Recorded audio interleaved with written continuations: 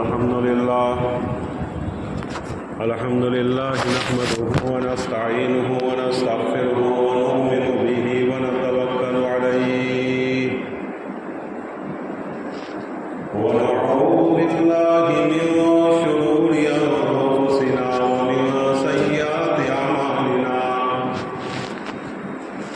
من يهده الله فلا مضل له ومن يضلله فلا هادي له ونشهد أن لا إله إلا الله وحده لا شريك له وحده بوحدة موحدا بوحدة موحدا بوحدة وحيدا وأحدا بلا مدد وجدد ونسب ووصف في الكمال لا شريك له ولا وزير له ولا نظير له ولا مثل له ولا مثال له لا شريك له ولا معين له ولا مشير له ولا مضارع له لا ضد ولا ند ولا زوجة ولا ولد له كان قبل المكان ثم خلق المكان وهو لا يحتاج إليه ونشهد أن سيدنا ونبينا ومولانا وحبيبنا وشفيعنا وعزيزنا وقائدنا ومرشدنا قرة أعيننا محمدا عبده ورسوله إمام المشرقين وإمام المغربين رسولا مكيا مدنيا هاشميا قريشيا كروبيا روحانيا ريحانيا نبيا تقيا نقيا وليا ذريا شمسيا قمريا بدريا بشيرا نذيرا وصلى الله تعالى عليه وعلى آله وسلم تسليما كثيرا كثيرا أما بعد فأعوذ بالله من الشيطان الرجيم بسم الله الرحمن الرحيم قالوا ربنا الله ثم استقاموا تتنزل عليهم الملائكة ألا تخافوا ولا تحزنوا وأبشروا بالجنة التي كنتم توعدون وہ لوگ جنہوں نے کہا کہ ہمارا پروردگار اللہ ہے پھر وہ ثابت قدم ہو گئے وہ دین پر جم گئے فرمایا کہ یہ وہ لوگ ہیں جن کے لیے جنت تیار کی رکھی ہے اور ان پر فرشتے نازل ہوتے ہیں جو رحمت کے فرشتے ہوتے ہیں اور ان کو خوشخبری دے دو اس جنت کی جس کا ان کو وعدہ کیا گیا ہے صدق اللہ مولانا العظیم محترم بھائیو دوستو بزرگو آپ حضرات کو معلوم ہے کہ گزشتہ ایک دن پہلے 10ویں محرم تھی یہ عاشورہ کا دن ہے 10ویں محرم وہ دن ہے جس میں بہت سارے واقعات انبیاء علیہ السلام کے اور دوسرے تاریخ اسلام کے بہت سارے واقعات جڑے ہوئے ہیں گزشتہ جمعہ کو میں نے آپ کے سامنے عرض کیا تھا کہ عاشورہ کا دن یعنی 10ویں محرم کا یہ وہی دن ہے جس میں حضرت آدم علیہ السلام کی توبہ قبول ہوئی حضرت ابراہیم حضرت ادریس علیہ السلام کو مقام عالیہ یعنی بہت اونچا مرتبہ عطا کیا گیا یہ وہی دن ہے جس میں حضرت نوح علیہ السلام کی کشتی کو جودی پہاڑ پر ٹھکانہ ملا یہ وہی دن ہے جس میں حضرت ابراہیم علیہ السلام کو نار نمرود سے اللہ تعالیٰ نے آزاد فرمایا اور نار نمرود سے اللہ تعالیٰ نے ان کو بچا لیا اور آگ کو اللہ تعالیٰ نے ٹھنڈی فرما دیا یہ وہی دن ہے جس میں حضرت موسیٰ علیہ السلام کو بنی اسرائیل کے ساتھ اللہ تعالیٰ نے فرعون سے نجات عطا فرمائی فرعون سے آزادی عطا فرمائی اور دریائے نیل سے اللہ تعالیٰ نے دونوں یعنی حضرت موسیٰ علیہ السلام اور بنی اسرائیل کو پار لگا دیا یہ وہی دین ہے جس میں حضرت ایوب علیہ السلام کو اللہ تعالیٰ نے بیماری سے شفا عطا فرمائی یہ وہی دین ہے جس میں حضرت یونس علیہ السلام کو اللہ تعالیٰ نے مچھلی سے نجات عطا فرمائی دریا سے اور سمندر سے اللہ تعالیٰ نے ان کو نجات عطا فرمائی یہ وہی دین ہے جس میں حضرت داؤد کی توبہ قبول ہوئی یہ وہی دین ہے جس میں حضرت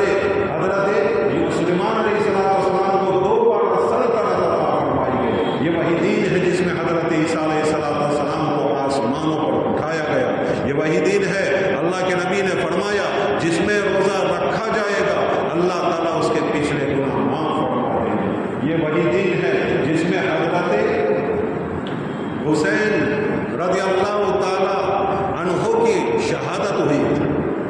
الغرض حضرت حسین رضی اللہ تعالیٰ کی شہادت کا واقعہ ایسا دل اداس واقعہ ہے، ایسا دل خراش واقعہ ہے، دل کو تڑپا دینے والا واقعہ ہے کہ یہ جتنے بھی واقعے پیچھے گزرے وہ سارے کے سارے واقعات مدھم پڑ گئے، یعنی یہ سارے واقعات بھلا دیے گئے۔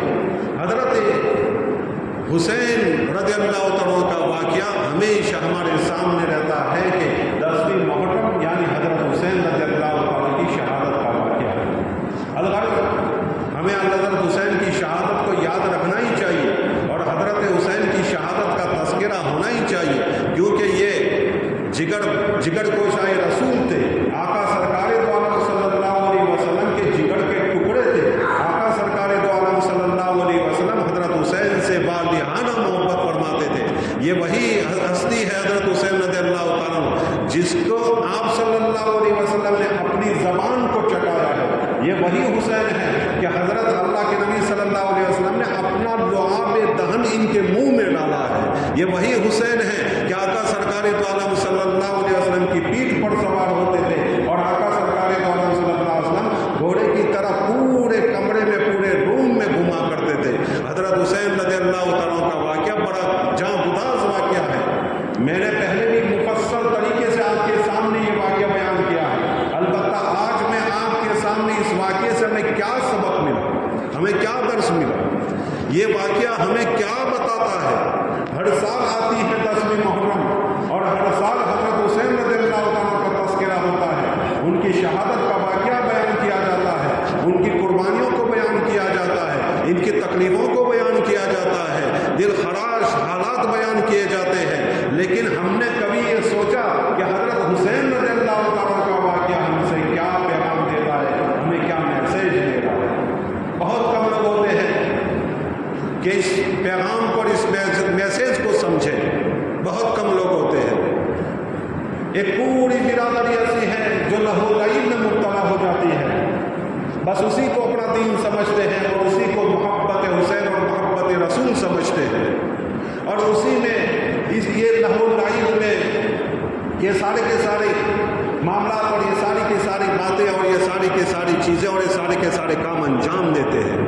حالانکہ ذرا بتائیں، وہ لوگ کہتے ہیں کہ ہم تو حضرت حسین سے محبت کرتے ہیں، ہم ان سے پوچھتے ہیں کہ ہمیں یہ بتاؤ کہ حضرت حسین سے تم سے زیادہ جو محبت کرتے تھے کبھی انہوں نے ایسا کیا ہے؟ چلو تم محبت کرتے ہو اور محبت بھی یہ سب کچھ کرتے ہو، تم سے زیادہ محبت کرنے والے تھے حضرت نظام الدین اولیاء، حضرت محی الدین چشتی، حضرت شیخ عبد القادر جیلانی اور بڑے بڑے اولیاء اللہ گزرے ہیں، یہ حضرت حسین سے کئی زیادہ ہم سے زیادہ محبت کرتے تھے، والہانہ محبت کرتے تھے اور انہی کے خاندان سے تھے۔ کیا کبھی ان لوگوں نے ایسے واقعات اور ایسے کام کیے؟ کبھی نہیں کیے۔ جب ہم سے زیادہ محبت کرنے والوں نے یہ طریقہ نہیں اختیار کیا تو پھر یہ طریقہ ہم آج کیوں اختیار کر رہے ہیں؟ کیوں اختیار؟ یہ اس لیے کیا جا رہا ہے کہ دین اسلام سے دور کر دیا جائے اور لوگوں کے دماغوں میں یہ بات ڈال دی جائے کہ تم نے شہادت حسین کے تاریخ میں ناچ لیا، کود لیا، ڈھول ڈھماکے کر لیے، تمہارے گناہ معاف ہو گئے، اب تمہیں پورے سال کچھ کرنے کی ضرورت نہیں۔ البتہ ایسے ذہن بنایا جاتا ہے تاکہ زیادہ سے زیادہ مسلمان ان چیزوں میں ملوث رہے۔ اللہ تعالیٰ ان سب کو ہدایت نصیب فرمائے اور صحیح سمجھ نصیب فرمائے۔ اللہ تعالیٰ صحیح سمجھ نصیب فرمائے کہ اصل کیا ہے اور غلط کیا ہے، صحیح کیا ہے اور غلط کیا ہے۔ حضرت حسین رضی اللہ تعالیٰ دیکھیں، آخری ایام ہے، آخری وقت ہے، اب بہت سارے مسلمان شہید ہو چکے ہیں۔ حضرت حسین رضی اللہ عنہ کے ساتھ 72 لوگ تھے، اس میں سے 17 اہل بیت تھے، آقا سرکار دو عالم صلی اللہ علیہ وسلم کے خاندان سے تھے، اور دوسرے 17 کے علاوہ جتنے بھی لوگ تھے وہ سارے کے سارے یعنی 50 لوگ جو تھے، 55 لوگ تھے، وہ سب کے سب حضرت حسین رضی اللہ تعالیٰ عنہ کے حواری تھے۔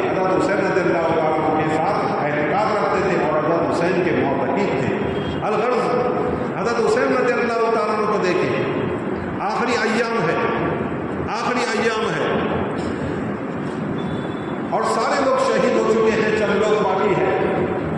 علی اکبر آگے بڑھے۔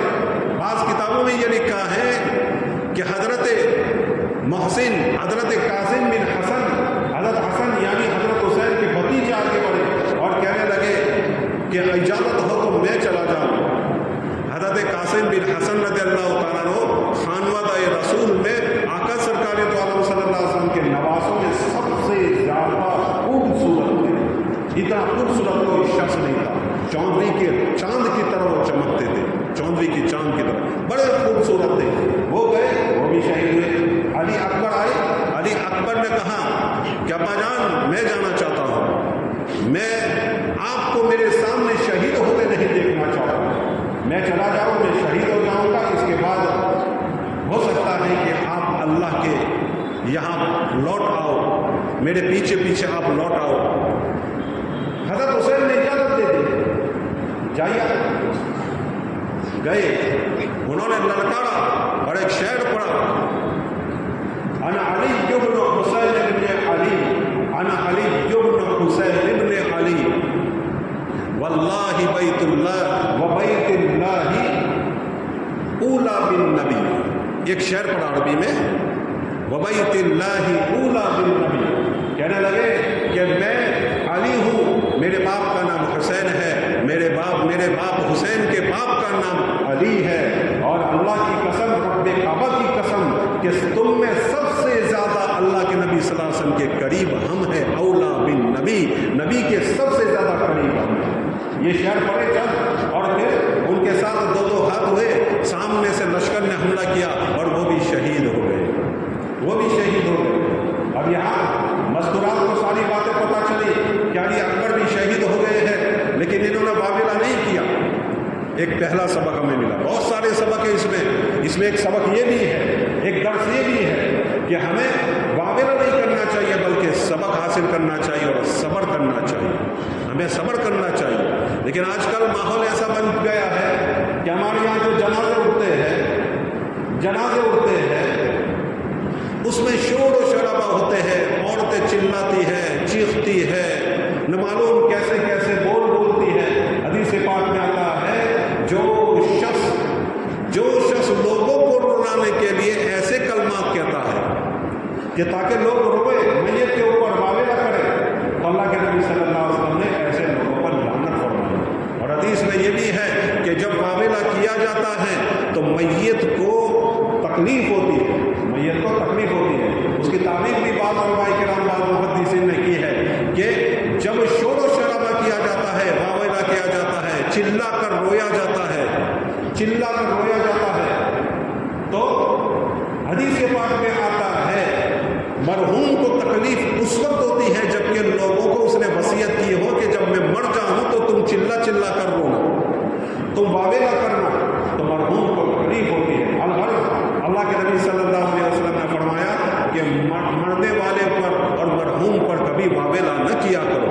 حضرت سید الشہداء حمزہ رضی اللہ تعالیٰ عنہ کی شہادت ہوئی، عورتیں آ گئی، کیونکہ زمانہ جاہلیت میں یہی سب کچھ ہوتا تھا، عورتیں آ گئی، اللہ کے نبی صلی اللہ علیہ وسلم کو پتہ چلا، کہاں گیا کہ عورتیں آئی ہے اور وہ حضرت حمزہ رضی اللہ تعالیٰ کی موت کے اوپر اور شہادت کے اوپر نوحہ کرنا چاہتی ہے اور واویلا کرنا چاہتی ہے، اپنے سروں کے اوپر خاک ڈالنا چاہتی ہے۔ آقا سرکار دو عالم صلی اللہ علیہ وسلم فرمائے اجازت، آج سے یہ چیزیں بن جائیں، آج سے یہ چیزیں بن، مرنے والے پر نوحہ نہ کیا جائے۔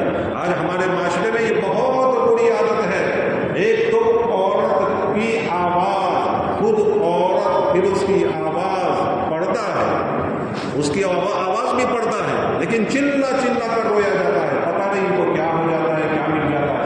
رونا جائز ہے، آنسو بہانا جائز ہے، غم کرنا جائز ہے۔ حضور اکرم صلی اللہ علیہ وسلم نے حضرت ابراہیم علیہ السلام یعنی آپ صلی اللہ علیہ وسلم کے بیٹے صاحبزادے کا انتقال پر حضرت آقا سرکار دو عالم صلی اللہ علیہ وسلم روئے ہیں، حضور اکرم صلی اللہ علیہ وسلم روئے ہیں، حضرت خدیجہ رضی اللہ تعالیٰ عنہا کا جنازہ جا رہا ہے، حضور صلی اللہ علیہ وسلم پیچھے چل رہے ہیں اور موٹے آنسو سے آقا سرکار دو عالم صلی اللہ علیہ وسلم رو رہے ہیں۔ اس سے معلوم ہوا کہ میت کے مرحوم کے یعنی رشتے دار کے مرنے کے اوپر رونا جائز ہے، لیکن वावेला करना, नोहा करना, चिल्लाना ये जायज़ नहीं है, ये जायज़ नहीं, ये हराम है। अल्लाह के नबी सल्लल्लाहु अलैहि वसल्लम ने इस पर लानत फरमाई, अल्लाह उसके रसूल की लानत है। तो ये ऐसी बातें नहीं कर, बाद लोग देखा देखी में रोते हैं, चिल्लाते हैं, बाद लोग दिखलावे के लिए भी करते हैं कि अगर इस तरह चिल्लाएंगे नहीं तो लोग क्या कहेंगे, लोग कहेंगे कि एक भी औंकू ना पड़े, क्या देखा देखी नहीं करते, एक भी औंकू ना पड़े, कोई ना औंकन लो, ये सारी चीज़ें बाज़ लोग दिखाने के लिए भी करते हैं। अब बताएं, जिस वावेला में रियाकारी हो, दो बड़े गुनाह, एक तो रियाकारी है और दूसरा जो हराम चीज़ है उसको अंजाम दे रहे हैं, तो कितना बड़ा गुनाह हो। तो इन चीज़ों को ख़त्म करना चाहिए। अगर हमारे घरों में कहीं मैयत हो जाता है, हमारे रिश्तेदारों में मैयत हो जाता है, तो हम घर वालों को समझाएं कि तुमको रोना है तो रो सकते हैं, लेकिन वावेला और चिल्लाना जायज़ नहीं है, हराम है। इससे मरने वाले को और मरहूम को तकलीफ होती है। बहुत सारे खुराफात हैं हमारे यहाँ, बहुत सारे। मैयत एक तो वक्त तय है, वक्त दे दिया जाता है, इतने बजे मैयत निकल जाएगी, भाई 8 बजे मैयत निकलेगी, 2 बजे मैयत निकलेगी। अब 2 बजे जब मैयत निकलेगी तो हमें मालूम है कि ये हमारे मैयत पहुँचते पहुँचते पहुँचते पहुँचते इतनी मिनट लगेगी। चलो भाई, यहाँ से हमारे जहूरपुरा से जा रहा है, तो जहूरपुरा से मेरी गिनती ये है कि 8 से 9 मिनट में पहुँच जाते हैं, ज़्यादा से ज़्यादा 10 मिनट। ओड़ा है हमारा, या कह लो सातपुर है, सिंगल फड़िया है, तो हर एक को मालूम होता है कि सिंगल फड़िया से अगर मैयत 8 बजे निकलता है तो 8 बजे निकलने के बाद मस्जिद में पहुँचते पहुँचते कितनी देर लगेगी, भाई 10 मिनट लगेगी।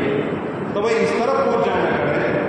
अब देखें, पहुँचते हैं देर से, पता नहीं इनको क्या मिल जाता है।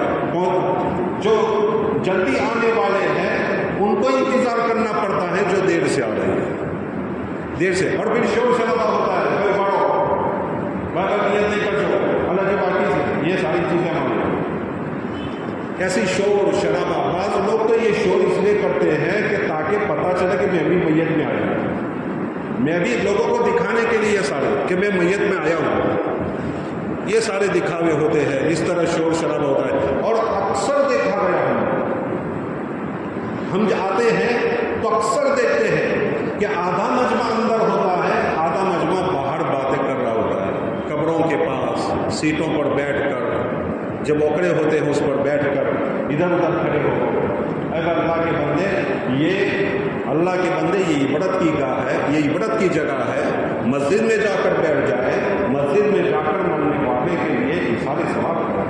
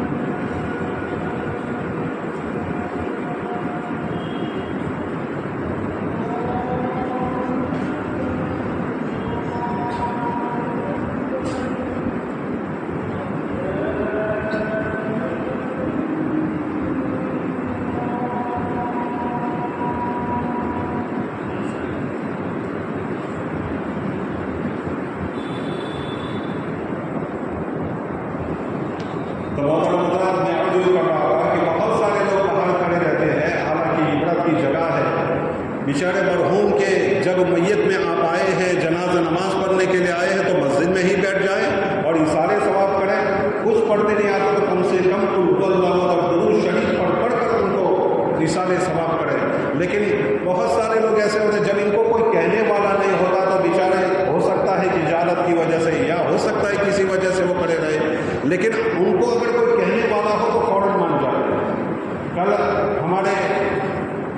हाफिज़ हकीम साहब का इंतकाल हुआ। हमारे मोहल्ले के वडील थे और हमारे ज़हूरपुरा मदरसे में साल से पढ़ाते थे, और इसमें से कितने ही लोग ऐसे होंगे जो इनके शागिर्द हैं, इनके पास पढ़े हुए हैं। मैंने चंद ऐलान किए, अल्हम्दुलिल्लाह सारे लोगों ने माना। कब्र पर पहुँचे, मैंने एक ऐलान भी ये भी किया था कि कब्र पर जब तुम जाओ तो शोर शराबा न करो, भाई ये लाओ वो लाओ, ये करो वो करो, भाई बढ़ गया ऐसे करो, बढ़ गए यूँ करो, बढ़ गए यूँ करो। ये सारी चीज़ें हमें नहीं करनी चाहिए। तो मैंने ये बात समझाई, तो खामोशी से, बिल्कुल खामोशी के साथ उनकी दफन विधि जो कहते हैं दफन किया गया, और कोई कुछ नहीं बोला। तो कोई समझाने वाला होता है तो अल्हम्दुलिल्लाह समझ जाते हैं। तो इन सारी चीज़ों से हमें हिफाजत करनी चाहिए अपने आप की, इन सारी चीज़ों से दूर रहना चाहिए, इन सारे लफ्ज़ियात से और इन ऐसे शरीयत के खिलाफ जो बातें हैं उनसे हमें दूर रहना चाहिए, अपने आप की इस्लाह करनी चाहिए। अलगर्ज़ बहुत सारे लोग ऐसे होते हैं कि नमाज पढ़ के चले जाते हैं, अगर किसी को काम है तो ठीक है, लेकिन कब्र तक जाएं और मिट्टी को डालें, उसका बहुत बड़ा सवाब इस शरीयत के अंदर लिखा है, किताबों के अंदर और हदीस शरीफ में इसका बहुत बड़ा सवाब आया है, बहुत बड़ा सवाब आया है। अलगर्ज़ एक किरात लिखा है और 2 किरात लिखे हैं। नमाज पढ़ते आधा सवाब मिलता है, और जाते हम कब्र के ऊपर मिट्टी डालते हैं तो पूरा सवाब मिलता है। हदीस पाक एक वाक़या किताबों में लिखा है, कश्फुल मारिफत में एक वाक़या लिखा है कि एक आदमी परेशान है, क़यामत का अल्लाह के नबी सल्लल्लाहु अलैहि वसल्लम सारे हश्र के मैदान में मौजूद, एक आदमी का हिसाब किताब हो रहा है, तोला जा रहा है। अब इसके गुनाहों का पड़ला नीचे है, नेकियों का पड़ला ऊंचे है। अचानक से एक थैली आई, उस थैली के अंदर मिट्टी थी, वो उसमें रख दी गई। तो जो नेकियों का पड़ला ऊंचा था वो पड़ला नीचे हो गया।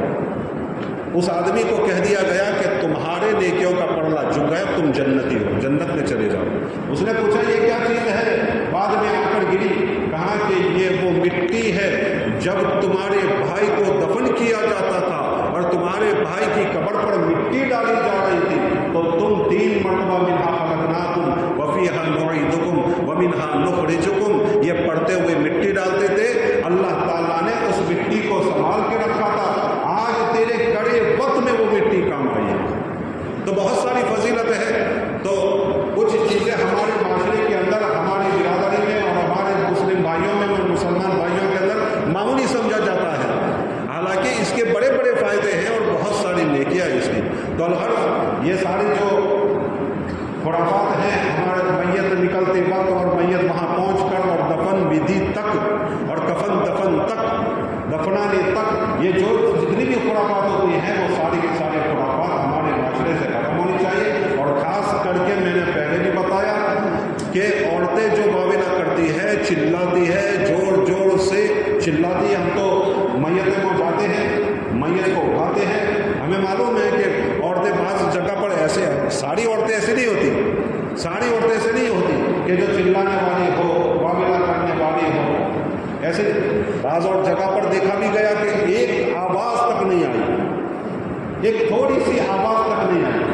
तो ये शरीयत को समझते हैं। अलगर्ज़ ये वाक़यात, अब ये बातें हमारे घर वालों तक और हमारे माशरे तक पहुँचना चाहिए।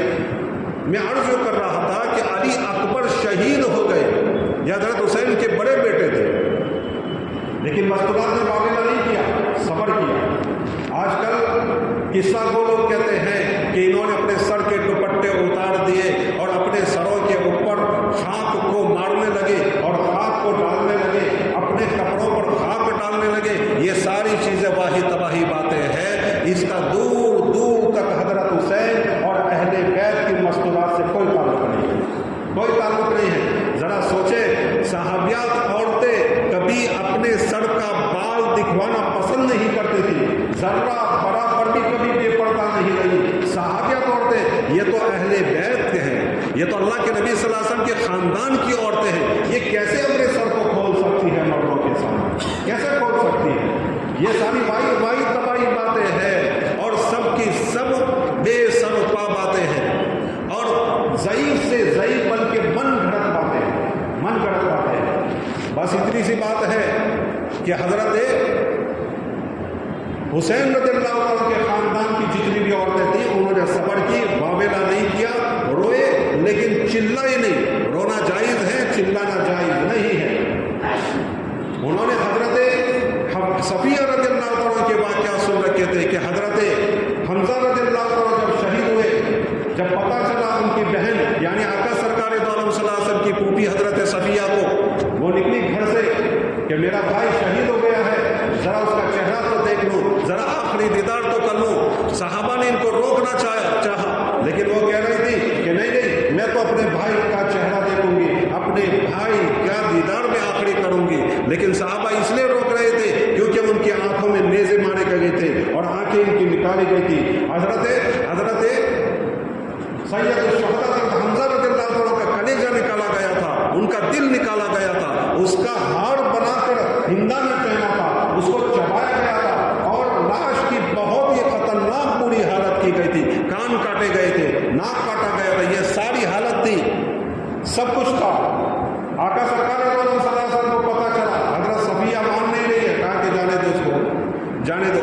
वो कह रही कि मैं खाली मेरे भाई को मुबारकबाद दूंगी कि तेरी शहादत पर मैं मुबारकबाद दे दूँ।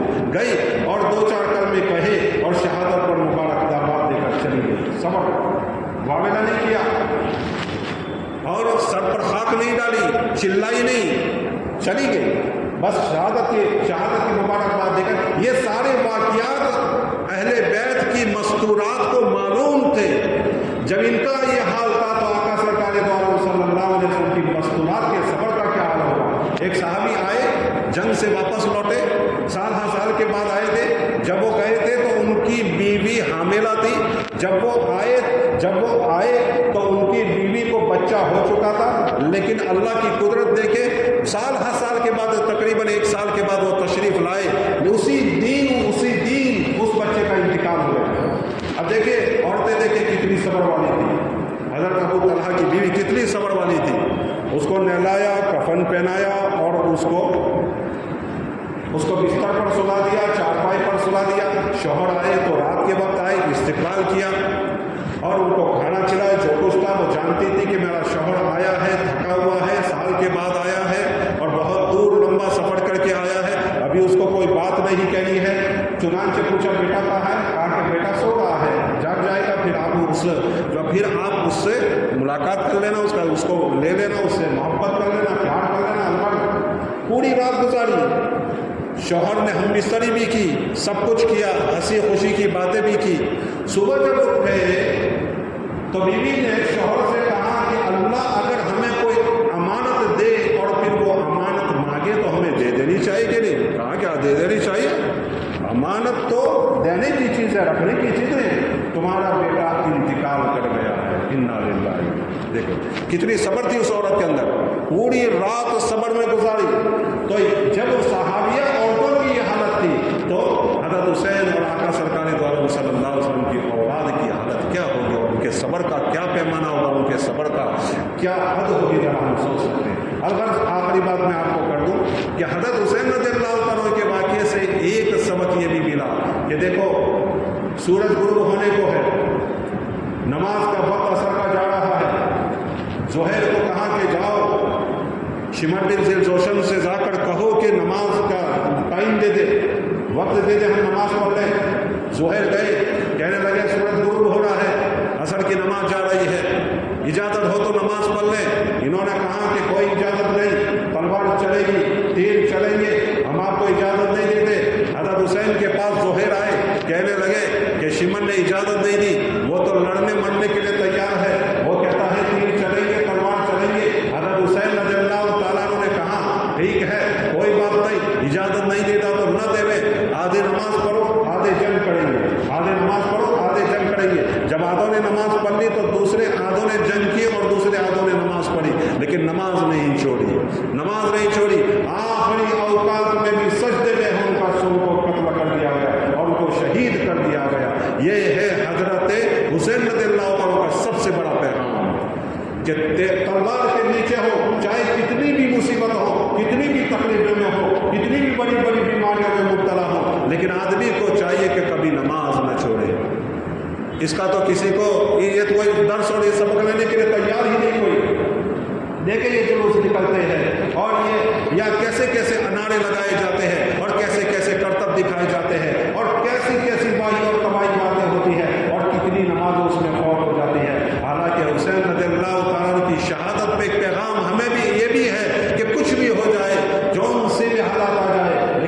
کو چاہیے کہ نماز نہ چھوڑے۔ حضرت احمد بن حنبل رضی اللہ عنہ فرماتے ہیں، حدیث پاک میں آتا ہے کہ جس نے نماز کو جان بوجھ کر چھوڑا، من ترک الصلاۃ متعمدا فقد کفر، جس نے جان بوجھ کر نماز کو چھوڑا وہ کافر ہے، وہ کفر تک پہنچ کر اللہ کے نبی نے فرمایا۔ ہمارے حنفیہ نے تو اس کی تعویل کی ہے کہ کفر تک یعنی کفر والا کافر والا کام کیا، لیکن حضرت احمد ابن حنبل، حضرت عبد القادر جیلانی رحمۃ اللہ علیہ نے بنیاد الطالبین میں لکھا ہے کہ احمد ابن حنبل رحمۃ اللہ علیہ کا یہ مسلک ہے کہ وہ کافر ہو ہی چاہتا ہے۔ وہ کافر اب ہو گیا تو کیا، مسلمانوں کے قبرستان میں دفن نہ کرو، کفن دفن اس کو کفن نہ پہناؤ، بلکہ ایک چتھرے میں لپیٹ کر اس کو گڑھا کھود کے ڈال دو، کوئی پڑکے وغیرہ نہیں، کچھ بھی نہیں، اس کو ڈال دو۔ اور فرمایا کہ مسلمانوں کے قبرستان میں بھی دفن نہ، مسلمانوں کے قبرستان میں بھی دفن نہیں، کسی اور جگہ جا کر اس کو گڑھا کھود کر دفن کر دو۔ اتنے سخت ہیں امام احمد بن حنبل۔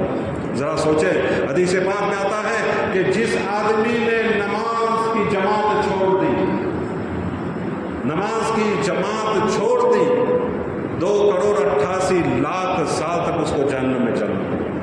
جماعت چھوڑنے پر مان لو کسی نے فجر کی نماز نہیں پڑھی، اب اس کو دل میں آیا کہ فجر کی نماز میں پڑھ لوں، اب وہ نماز فجر کی نماز پڑھ رہا ہے تو اس نے نماز تو پڑھ لی لیکن جماعت سے نہیں پڑھی، وقت نکل گیا، وقت نکلنے کے بعد پڑھی تو حدیث پاک میں آتا ہے 2,88,00,000 سال تک اس کو جہنم میں۔ وقت پر نماز نہ پڑھنے کا یہ انجام اور یہ سزا ہے، تو ذرا سوچیں کہ نماز ہی جو آدمی چھوڑ دیتا ہوگا اس کو کتنی زیادہ سزا اور کتنا زیادہ عذاب ہوگا۔ اس لیے آج نیت کریں، حضرت امام حسین رضی اللہ تعالیٰ کا پیغام اور اہل بیت کا پیغام، اہل بیت نے بھی نماز نہیں چھوڑی، اہل بیت نے بھی نماز نہیں چھوڑی۔ یہ واقعہ بڑا دل گداز واقعہ ہے، دل خراش واقعہ ہے، آنکھوں سے آنسو نکل آتے ہیں۔ سارا اگر واقعہ میں سناؤں تو وقت تو ہوتا نہیں ہے، وقت بہت مختصر ہوتا ہے۔ اس مختصر وقت میں آپ کے سامنے کچھ مختصر واقعات اس لیے میں بیان کر دیتا ہوں تاکہ ان واقعات سے ہمیں نصیحت حاصل ہو، ان واقعات سے ہمیں درس حاصل ہو، ان واقعات سے سبق حاصل ہو۔ بہت سارے اس واقعے کے اندر حضرت امام حسین کی شہادت میں بہت سارے درس اسباق ہے کہ ثابت قدم رہنا چاہیے، سامنے جیسا بھی آدمی ہو، چاہے کتنا بھی ظالم ترین آدمی ہو، لیکن اپنے موقف شریعت کے اوپر جم کر رہنا چاہیے، میت ہو صبر کرنا چاہیے، واویلا نہ کرنا چاہیے، چاہے کیسے بھی حالات آ جائے آدمی کو کبھی نماز نہیں چھوڑنا چاہیے، نماز کا دامن کبھی نہیں چھوڑنا چاہیے۔ اور بھی بہت سارے اسباق ہیں اس واقعے کے اندر۔ الغرض یہ 3 جو باتیں میں نے آپ کے سامنے عرض کی، اللہ تعالیٰ